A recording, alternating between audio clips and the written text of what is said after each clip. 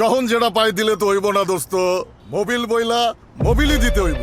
Mobil বইলা table দিলে তো হইব না। ঠিক মোবিল দিলে ইঞ্জিনে গাছ জমবো না, ক্ষয় হইব না, অতিরিক্ত গরমও হইব না, গাড়িও যখন তখন বয়া থাকবো না। তাইলে এখন থেকে সব ট্রাকে মোবিল ডেলবেক লেজেন্ডই দিবো।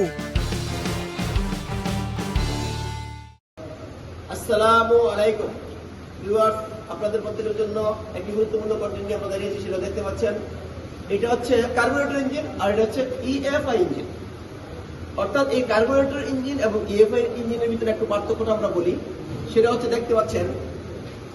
প্রথমেই বলি এই ইঞ্জিনটার সামনের অংশ কোনটা এবং এইটার সামনের অংশ কোনটা। এই ইঞ্জিনটার সামনের অংশ, এটার অংশ হচ্ছে, দেখেন এই ইঞ্জিনটা কিন্তু ফ্রন্ট ইঞ্জিন 4 হুইল ড্রাইভ এই ইঞ্জিন, অথবা front engine front wheel drive. এইটাও front engine front wheel drive. দেখেন এখন সেটা হলো এই ইঞ্জিনটার সামনের অংশ হচ্ছে এইটা, পিছনের অংশ এইটা। কিন্তু এই ইঞ্জিনের ক্ষেত্রে আমরা চলে আসি, আমরা সরাসরি দেখাই এই ইঞ্জিনের ভিতরে সামনের অংশ কোনটা পিছনের অংশ কোনটা কে বলতে পারবো? আসো বলো, এইটার সামনের অংশ কোনটা পিছনের অংশ কোনটা? কেমনি বুঝবো আমরা? কারণ এই জায়গার ভিতরে তোমার টাইমিং কভার আছে। কি আছে? টাইমিং কভার আছে। আর এদিকে যেহেতু এদিকে টাইমিং কভার আছে, তাই এদিকে ফ্লাইহুইল থাকবে, তাই না? সেই কারণে এটা হলো সামনের অংশ, ছিল ক্লিয়ার। তাহলে এবার চলে আসি আমরা, এখানে চলে আসি আমরা, যেটা আমরা শেখাবো সেটা হচ্ছে এই ইঞ্জিনটা সাধারণত কাজ করে কি, সকল ইঞ্জিনে 4টি স্টেপ কাজ করে: সাকশন, কম্প্রেশন, পাওয়ার, এক্সস্ট। আমরা যদি টেম্পারেচার না করি ঠিক মতো, তাহলে কি হবে? ইঞ্জিন ঠিক মতো চলবে না, নকিং করবে, তোমার বাল্বের স্টেপ বেঁকে যেতে পারে। কথা বুঝতে পারছি কিনা? সুতরাং ট্যাপেট ক্লিয়ারেন্স করতে গেলে আমাদেরকে ট্যাপেট ক্লিয়ারেন্স কি সেটা একটু বুঝি আমি। সেটা হচ্ছে তোমার বাল্ব টিপ। বাল্ব টিপ মানে বাল্বের একদম মাথাটা কি বলে? বাল্ব টিপ বলে না?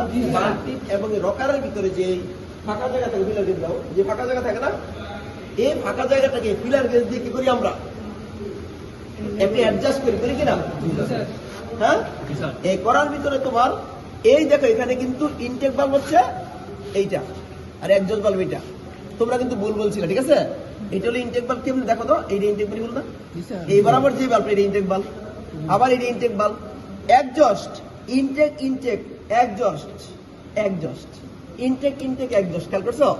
আবার খেয়াল করো, দেখো এটা কি ইনটেক, ইনটেক, এই যে ইনটেক, ইনটেক হয়েছে, একজস্ট, একজস্ট। দেখো বলো, ইনটেক, ইনটেক, এই যে ইনটেক, ইনটেক, ঠিক আছে? এটা একজস্ট। বুঝতে পারছো? তোমাদেরকে শেখানোর উদ্দেশ্যে কিন্তু ভিডিও, সেটা হচ্ছে কি, তোমরা যেখানে দেখবে যে এইভাবে ইনটেক এবং একজস্ট ম্যানিফোল্ডের সাথে সম্পৃক্ত যেটা আছে, কাছাকাছি যেটা আছে, এইটাই ইনটেক একজস্ট হবে। কথা কি বুঝতে পারছো কিনা? খালি মনে করো যে প্রথমটা ইনটেক হয়, এরকম না। এখানে কিন্তু শুরু হয়েছে তোমার একজস্ট দিয়ে, শেষ হয়েছে কি দিয়ে? আবার একজস্ট দিয়ে। বুঝতে পারছো? সুতরাং এই জিনিসগুলো অবশ্যই আমাদের মাথায় রাখতে হবে। অর্থাৎ তাহলে ট্যাপেট ক্লিয়ারেন্স কি যদি কেউ বলে, তাহলে আমরা বলবো কি, বাল্ব টিপ এবং রকারের ভিতরে যে ফাঁকা জায়গা থাকবে, এটা ট্যাপেট ক্লিয়ারেন্স বলে।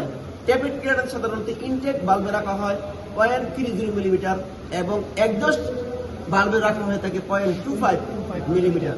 এগুলো হচ্ছে ম্যাথমেটিক্যাল টার্ম, এগুলো অবশ্যই আমাদের মনে রাখতে হবে। ধন্যবাদ সবাইকে।